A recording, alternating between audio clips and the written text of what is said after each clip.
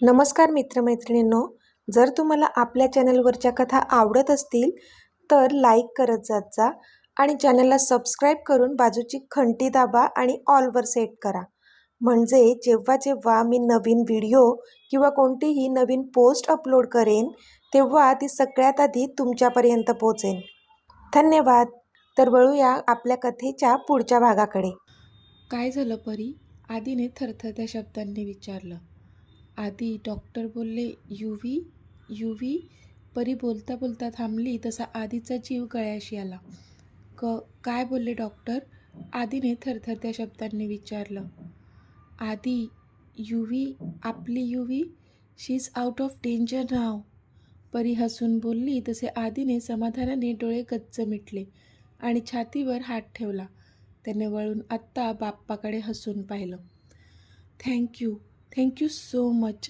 तो भरल्या डोळ्यांनी बाप्पाकडे पाहून बोलला आणि मनोभावे हात जोडले त्याने. ते बाप्पांनी दिलेले फूल घेऊन त्याने डायरेक्ट युवीजवळ धाव घेतली. आता पुढे. डॉक्टर, कशी आहे युवी? आदीने धडधडत्या हृदयाने विचारलं. तसं डॉक्टरांनी एकदा आदीकडे मग सगळ्यांकडे पाहिलं. तुम्ही प्लीज माझ्यासोबत आत या, डॉक्टर बोलले तसा आदी अजूनच घाबरला. पण लगेच डॉक्टरांसोबत त्यांच्या केबिनमध्ये शिरला. रियांश पण त्याच्यासोबत आत गेला. येस डॉक्टर, काय झालंय? युवी ठीक तर आहे ना? परी म्हणाली की तुम्ही सांगितलं ती आत्ता आउट ऑफ डेंजर आहे. आहे ना? बरी आहे ना ती? आदी अगदी व्याकुळ होऊन बोलला तसं डॉक्टरांनी एक सुस्कारा सोडला. आदी, शांत हो प्लीज, रियांश त्याला सावरत बोलला.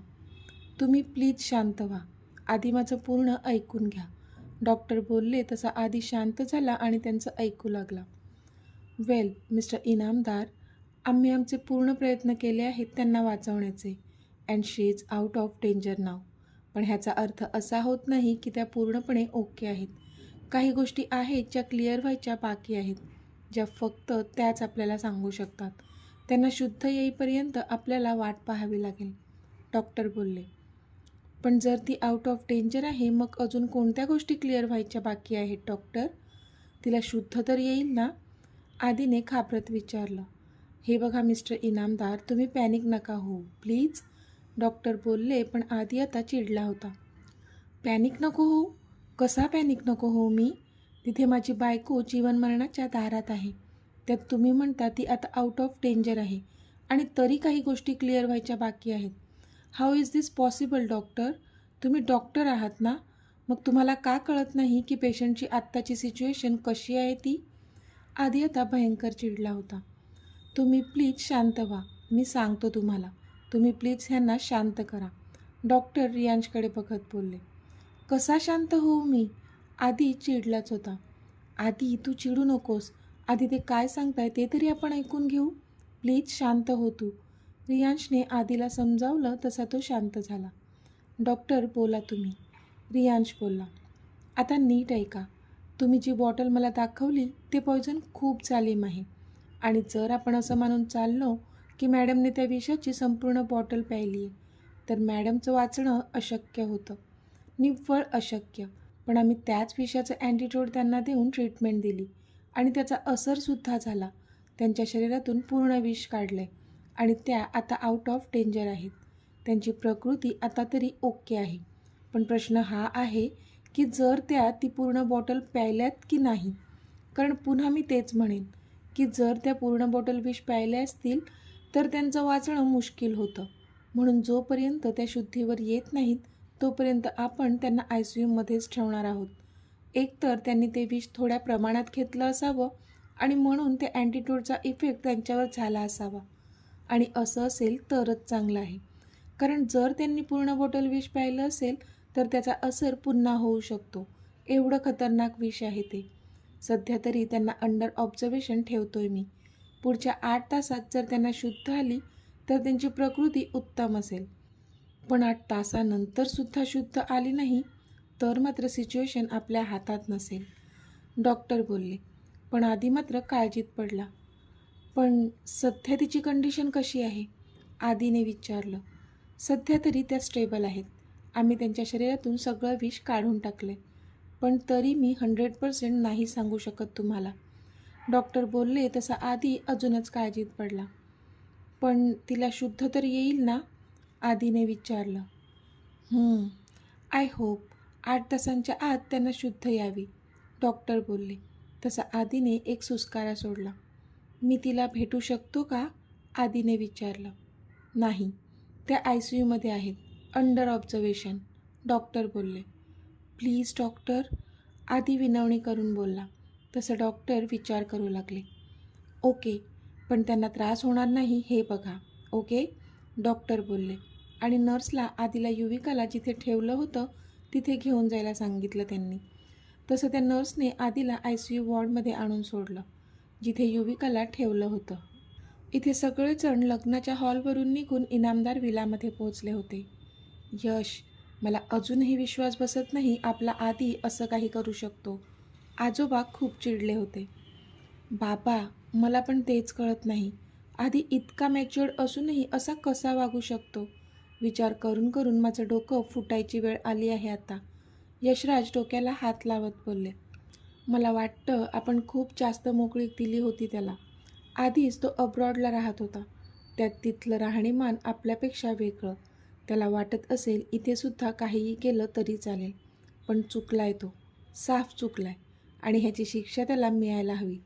घरातले नियम सगळ्यांसाठी सारखेच असायला हवे, जे त्यालाही लागू पडतात, आजोबा चिडून बोलले. पण त्यावर यशराजनी मात्र एक औंढा गिळला. कारण आजोबा इतके चिडलेत म्हणजे आधीच्या बाबतीत नक्कीच त्यांनी खूप कठोर निर्णय घेतला असेल ह्याची एव्हाना कल्पना आली होती त्यांना. पण बाबा, आपण एकदा आधीची बाजू पण ऐकून घ्यायला हवी असं मला वाटतंय. तो असाच असं नाही वागणार. त्यामागे पण काही कारण असू शकेल जे आपल्याला माहीत नाही. आपण एकदा त्याच्याशी बोलायला हवं, यशराज बोलले. काय बोलायचं आहे आत्ता त्याच्याशी यश? आणि असं कोणतं कारण होतं की त्याला त्याच्या भावाच्या होणाऱ्या बायकोशी म्हणजेच त्याच्या होणाऱ्या वहिनीशीच प्रेम झालं? शहरातल्या एवढ्या मुली काय गायब झाल्या होत्या का की त्याला युविकाच आवडली? आणि आवडली तर आवडली, त्याने आपल्या सगळ्यांना अंधारात ठेवून तिच्याशी खोटेपणाने लग्नसुद्धा केलं. अक्षय कोणत्या परिस्थितीत असेल आता, ह्याचा विचार नको का करायला आपण? आधीला मी घरातला सगळ्यात जास्त हुशार मुलगा समजत होतो. पण त्याने काय केलं? तर भर मांडवात हजारो लोकांच्या समोर इनामदारांची इज्जत वेशीवर टांगली. आणि तू म्हणतोयस की त्याचं एकदा ऐकून घ्यावं का? आजोबा चिडून बोलले. तसे यशराज पण घाबरले. पण बाबा, युविकाची तब्येत पण बिघडली आहे. तिला काय झाले ते पण माहीत नाही, यशराज हिम्मत करून बोलले. तसा आजोबांनी एक सुस्कारा सोडला. त्या मुलीने स्वतःहून करून घेतलं हे, त्यामुळे तिचं ती बघून घेईल. मला तिचा विषय पण नको आता. शांती आणि प्रतीक्षा दोघींशी सुद्धा मला बोलायचं आहे.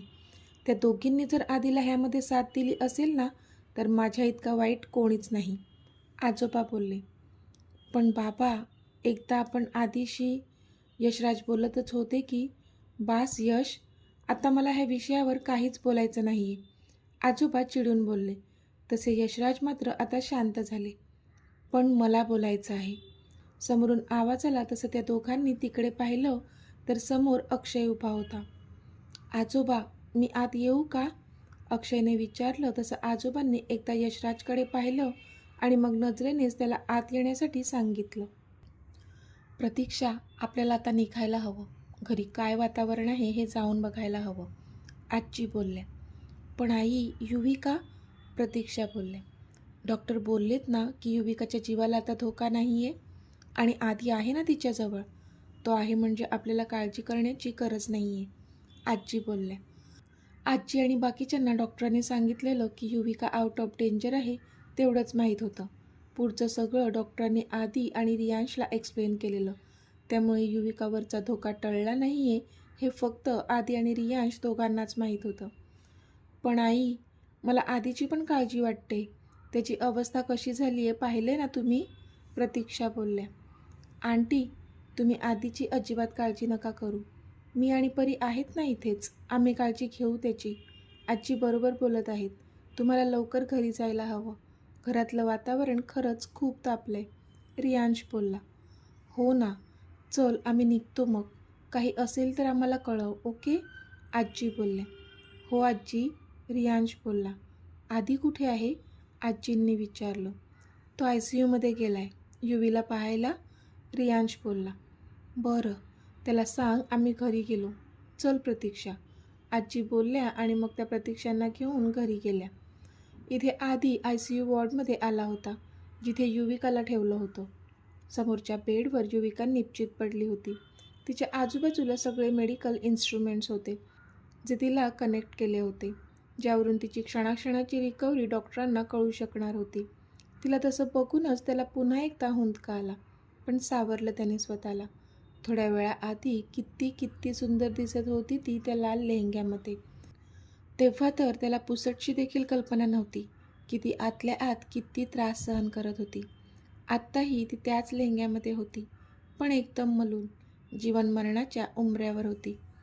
त्याने बाजूला पाहिलं तर एक नर्स रजिस्टरमध्ये काहीतरी एंट्री करत होती. तिने मान वर करून एकदा आधीकडे पाहिलं, तो पण त्याच्या लग्नाच्या शेरवानीमध्ये होता. केस विस्कटलेले, रडून रडून डोळे लाल भडक झालेले. त्याला तसं बघून त्या नर्सला पण त्याच्यासाठी खूप वाईट वाटत होतं. मिस्टर इनामदार, मला सर बोलले की तुम्हाला पेशंटला बघायचं आहे. तुम्ही बसा इथे. काही वाटलं तर हे बटन प्रेस करा. मी बाहेरच आहे. ती नर्स बोलली तशी आधीने होमध्ये मान हलवली आणि मग ती नर्स तिथून निघून गेली. आधी आता युविकाच्या बेडजवळ आला.